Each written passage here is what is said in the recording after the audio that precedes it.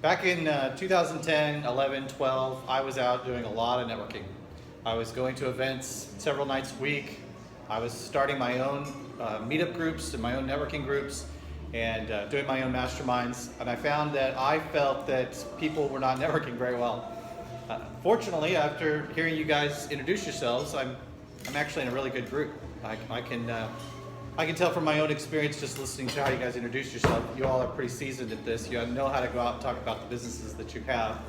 But back in 2013, I decided I was going to do something about this. I was going to start teaching people how to network better. I didn't know what that looked like, but I had an idea, and it was the words, invite connectivity. What I found was that people would go out and try to sell their products and services.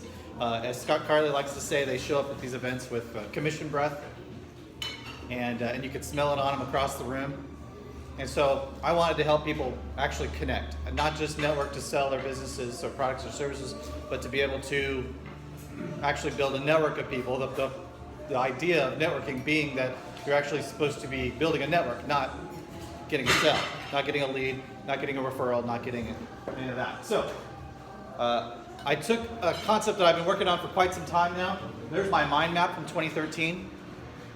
And while I was working on this the book that I was writing, what I discovered was that there was an underlying formula that was presenting itself. And I woke up to the fact that you could take the principles that I'm teaching, and if you followed them step by step, almost paint by number, you can go from brand new business person, whether you're selling real estate, a financial planner, a chiropractor, or somebody that's doing creative work like Eric, whatever you're doing, you can actually go from knowing nobody to building a network strong enough in 2 to 3 years that you can establish marketplace dominance in your industry, in your local geography. So how do you do that?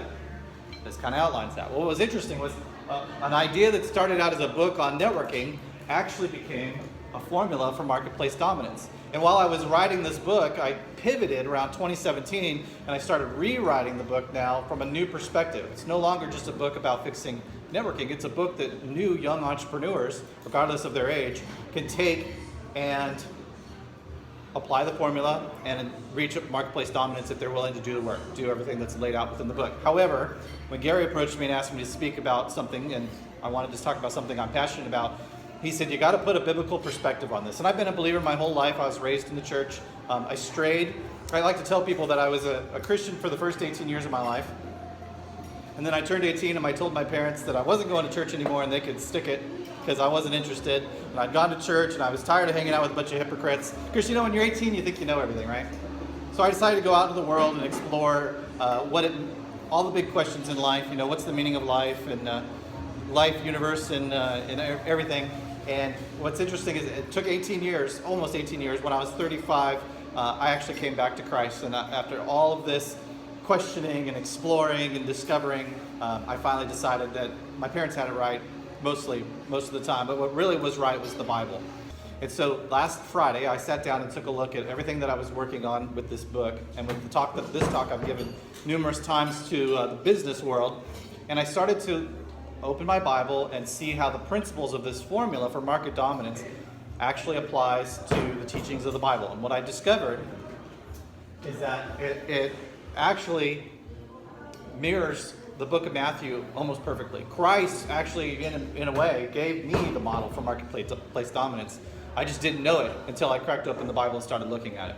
And so what I want to do is go over a little bit of the timeline for you guys. And I was looking at the Bible, and what I realized is that when we start out as young entrepreneurs, as new entrepreneurs, and we got a product or idea or a service that we're out there trying to sell, we don't have a network. We don't have anything. We just have ourselves. We have our product and our idea, right? And so when I was looking at Christ's journey, I saw that in the beginning, he was all by himself, right?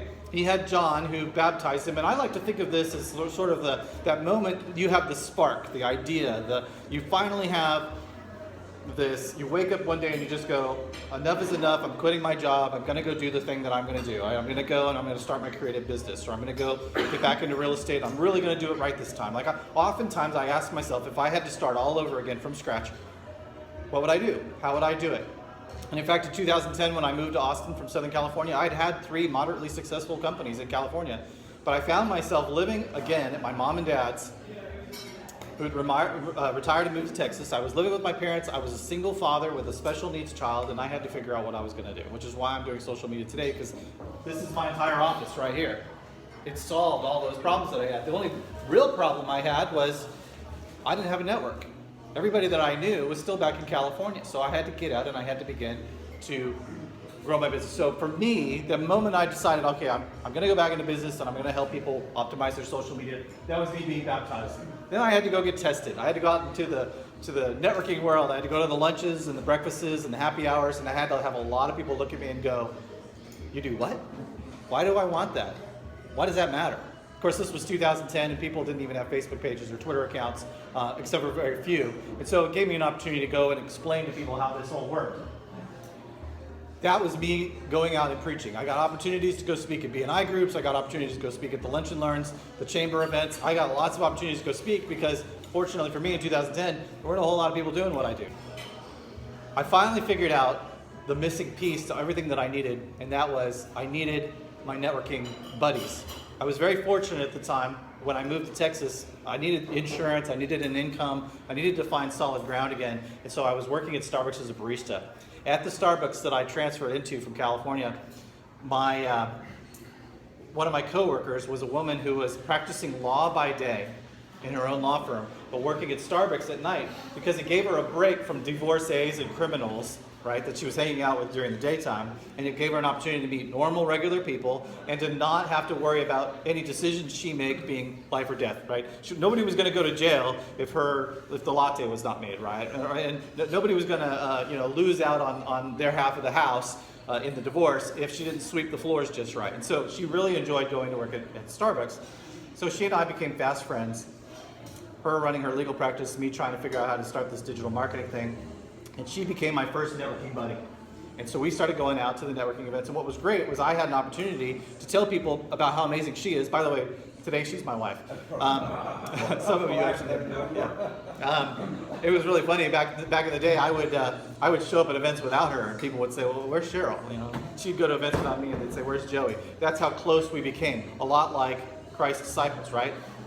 So what essentially transpired from all of this was that we were teaching each other how to fish for us, how to provide referrals for us, how to explain to people when she's talking to Eric and he says, "I really could use some help with something that Joey can help me with." She goes, "Oh, I know just the guy, by the way, he's across the room, let me introduce you." And vice versa. If I'm talking to somebody who's going through a real nasty, a legal battle, whatever it happens to be, or they've got questions and they're just venting, they're just doing what people do. Once you break through the barriers of, here's my card, here's what I sell, what do you sell, how long have you been in business, why did you come to Austin? Once you get past all of that surface nonsense and you start getting into the real meaty stuff, you start learning some things about people. And if somebody says, "I'm having a real issue because of my partner in my business is trying to sue me," I go, "You know what? I happen to know somebody who's an incredible attorney. She'll give you a little bit of advice if you need more. She can recommend you to the attorneys who are actually very good at this. Let me introduce you to her." And that's how we were becoming our networking buddies. Before I got up here to speak, and I apologize, Eric, I'm going to go ahead and throw you out without asking permission, but you'll forgive me. Okay. That's what brothers in Christ do. Eric was telling me how he went to a networking event in Round Rock and how everybody there was very surface level. They were just trying to tell you what they sold so that maybe you were interested in buying it. And there's a place for that. When Gary gives us the freedom to go around the table and introduce ourselves, that's when you do that. When you're standing there with a beer in hand, or you're standing there holding onto a taco or a nacho chip or something, at the happy hour, or you're at the Lunch and Learn, and you're actually connecting and networking, that's the time you want to spend actually getting to know people so that you can convert those people into friends so they can become those that go and fish for you and you for them. How do you do that? You find commonality. And that was actually a word that Eric used. I didn't even tell him. He didn't feel like anybody was there to even get beneath the surface. And so who wants to go to an event where people don't want to get any deeper? You have a great event actually at this very restaurant where that's the intent for the people that come, the men that come, because it's a men's group, to get beneath the surface quick. And I love that. I think that's phenomenal that you do that. And I think that anytime I've ever been to a networking event, whenever I've had an opportunity to spend time with the people there, if I can get deep with them right away, I know that those relationships are going to go a lot further than anybody I meet with on the surface. Taking it back to Christ, when he was talking to Simon Peter about teaching him to become a fisher of men. If you remember in the Bible, this is an interesting sort of pivotal moment. Christ goes down to the lake and there's a group of fishermen, right? And it's not just Peter, but it's his brother, and it's also James and John, who are also fishermen. And what I got from this when I was reading this throughout the week was that James and John were entrepreneurs. It says in there they worked on their father's fishing business. Jesus was networking with entrepreneurs. He was also networking with Matthew, the tax collector. Kind of an entrepreneur, right? I mean, I'm sure he had his quotas and things he had to do, but he had to go and make sure that the job got done. Christ himself was a carpenter. Christ was an entrepreneur. The other Simon, not Peter, if you guys remember, he's referred to as the zealot. And if you do a little digging into that, you find out that he was actually what we would consider today sort of a modern day political blogger. And so interesting how you can meet just about anybody who could end up being part of your network. Have you guys ever gotten a referral from somebody that has a job and isn't an entrepreneur and doesn't work for themselves? I do all the time, because I'm not just connecting at the entrepreneur type events, I'm also connecting at the family potlucks and the church picnics, right? You can connect with people anywhere, just like Christ did. And all you have to do is make sure that they understand how much you care about them. Jesus healed the sick. That isn't all he did, right? He turned lots of loaves and fishes into lots more loaves and fishes. He did a lot of teaching and preaching. He overturned tables in the tabernacle. Jesus did a lot of things. But Jesus has a brand. You guys have a brand too. And I had the luxury of sitting here getting to listen to what your brand is, as you guys were sort of explaining who you are. I fortunately didn't explain who I was. I had Gary do that for me, because I've turned him into a fisher of men. But the important thing here is to think about the fact that everything you do, not just the beautiful designs that Eric creates for you on your business card or your website, create your brand, but everything you do, who you are, where you go, how you act, that all of that creates your personal professional brand. In fact, I love this scripture from Proverbs. It's, one of the most precious things that you have, aside from time, more precious than gold and money, is your reputation. You guys cannot take that for granted. And how you present yourself when you go out and you network with people in the world is very important. In the book, I go a little bit deeper into this area. I use a thing called the penumbra conundrum. A penumbra, if you know anything about lunar eclipses, or solar eclipses, is that shadow that casts over the earth. If you ever stood in an eclipse and the daytime kind of turns to night, but not completely to night. If you were in a total eclipse, it would turn completely dark. That's the numbra. The penumbra is that area around where it just sort of gets shadowy. And I like to refer to it as the shadow that goes before you.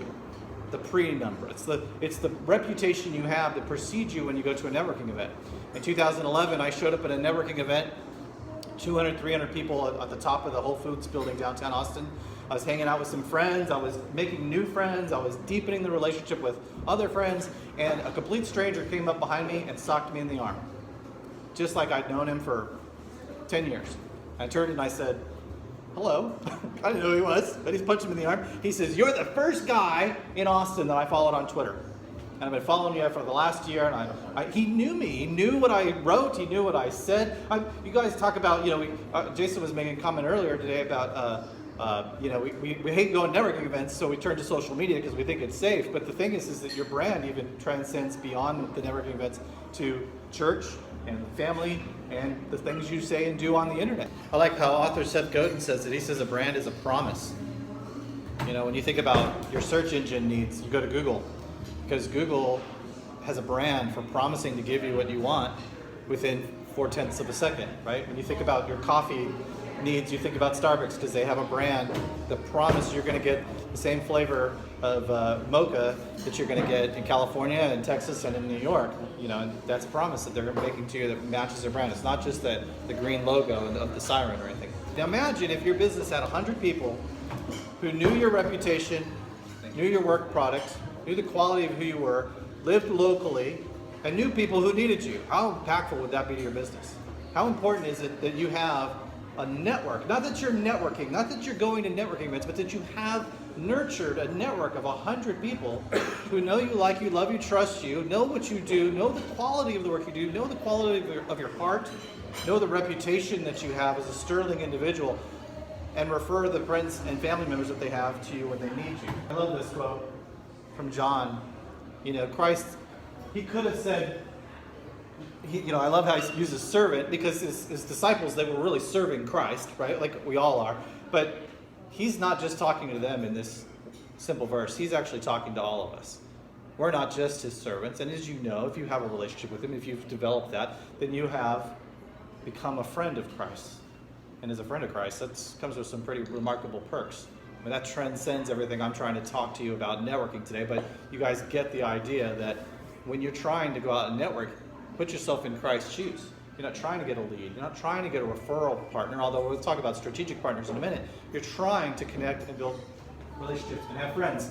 You're trying to make friends, and this is how you do it, with one-on-ones. And you don't do it with one-on-one. You find somebody of high quality, high caliber that you enjoy being with, that grows you spiritually and emotionally and intelligently, and you schedule monthly or every 6 weeks to go and have lunch with them or have coffee with them. You develop this over time. You don't develop this over an hour over cupcakes, right? And so this is so important. And when I tell people about one-on-ones, one of the secular examples I use from the book is when I sit down to have a one-on-one with Rodney, my job isn't to know what he does for a living. I know what he does. I can go look at his LinkedIn profile if I really want to know what he does, and I can go look at his website, which is going to tell me how I can connect people to him. What I want to know is, can I make him laugh? And the example I use, if you've never seen it, is Comedians in Cars Getting Coffee, the show with Jerry Seinfeld. Jerry sits down with a famous comedian, somebody he loves, respects, and admires. He calls them personally. He says, I'm coming to pick you up in a really cool-looking old sports car that I borrowed from somebody I don't know, but I'm Jerry, so I can do that.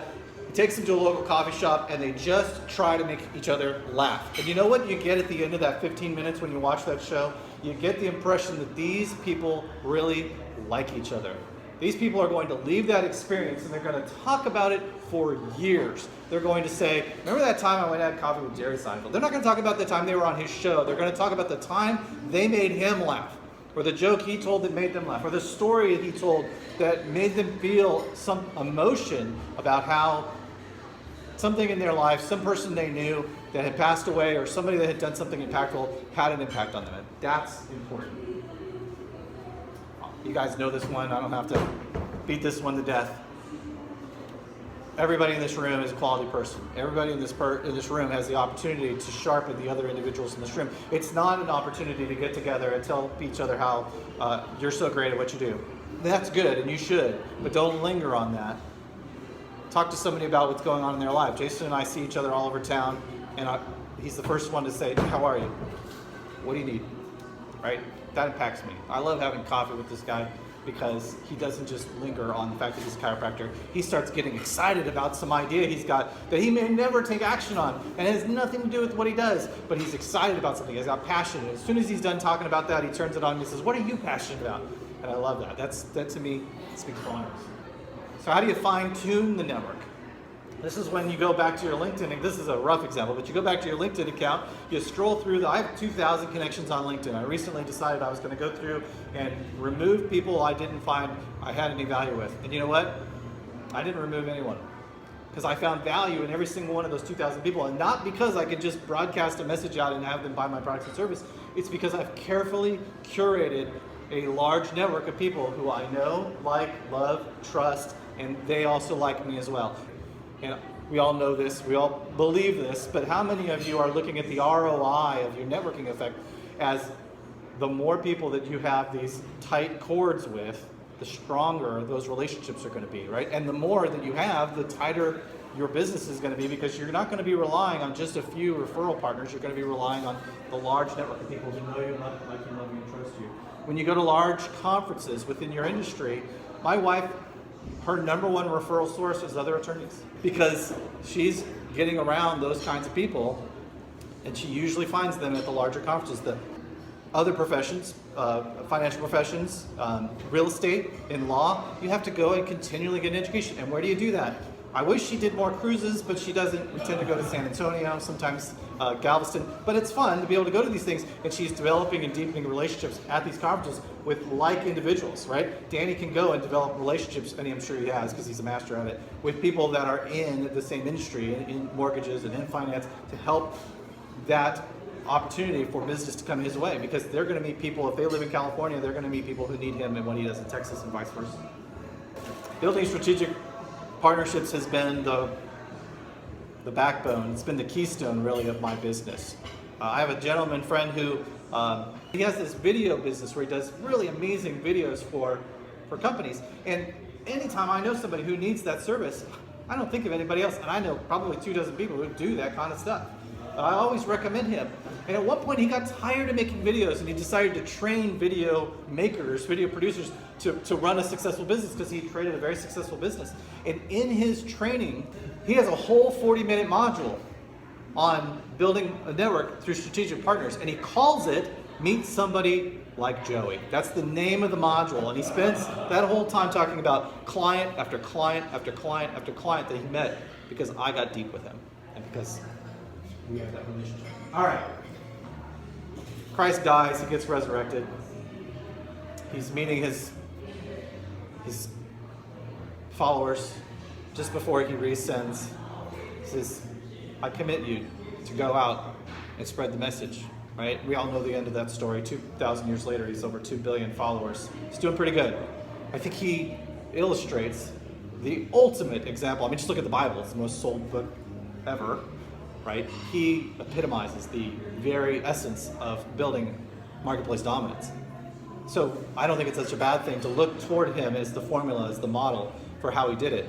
And how he did it, as you saw, was by making friends, spending time with people, having meals with people, showing people how much he cares. There's story after story after story. I don't have to recount the Bible to you guys. You guys know this. If you're not going out there trying to make friends, the next 10 events you go to, the next 10 opportunities you have to meet with people one-on-one over ice cream or coffee or walk around Lake, Lady Bird Lake, whatever it happens to be, just remember this talk. Just take the opportunity to go and actually be Christ-like, follow that model, and see what it'll do for your business. And that's all I got to say. Thanks, guys. Excellent.